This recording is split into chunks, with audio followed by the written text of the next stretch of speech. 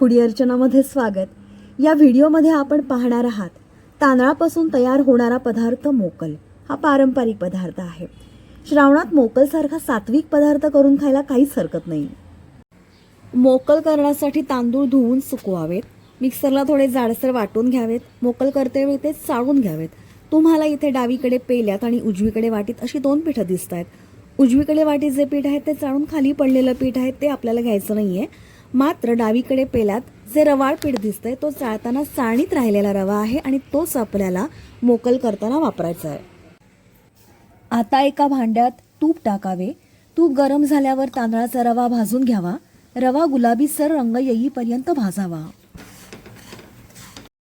हे पहा, तांदळाचा रवा इतपत भाजून घ्यावा।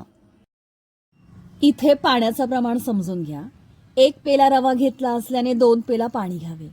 रव्याच्या दुप्पट पाणी हे आदर्शवत प्रमाण आहे, तरी देखील थोडंसं अधिक पाणी वाढवलं तरी चालण्यासारखं आहे। 1 पेला रव्याच्या प्रमाणासाठी 1 पेला काठोकाठ भरून गुळ घ्यावा। गुळ शक्यतो बारीक करूनच घेतल्यास ते तंतोतंत प्रमाण ठरते। मुख्य कृतीला सुरुवात। आपण जे 2 पेला पाणी घेतलंय ते एका पातेल्यात गरम करायला ठेवणे। उकळी येता येता चिमूटभर हळद घातली आणि नंतर गुळ घालावा। ज्या भांड्यात तुम्ही मोकल करणार आहात ते भांड जाड बुडाचं असावं। उकळी काढून गुळ वितळवून घेतला।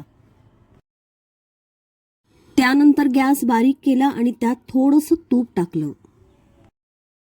मोकल करताना महत्त्वाचं साहित्य म्हणजे ओलं खोबरं। 1 सपाट पेला ओलं खोबरं लागेल आपल्याला, ते या पाण्यात घालणे।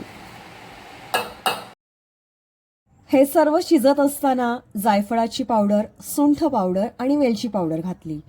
इथे ना मोकल शिजेपर्यंत पाणी आटलं होतं ते सुद्धा घालून घेतलं।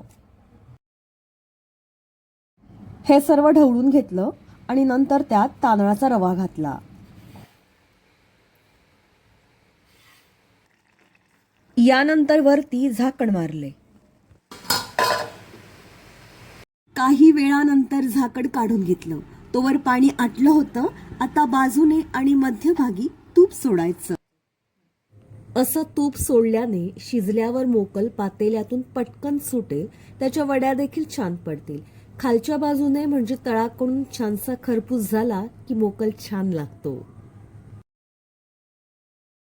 मोकल खाली लागून करपू नये म्हणून शेवटच्या टप्प्यात पातेल्याखाली असा तवा ठेवून मोकल शिजू दिला। सरते शेवटी आपला मोकल शिजून तयार आहे।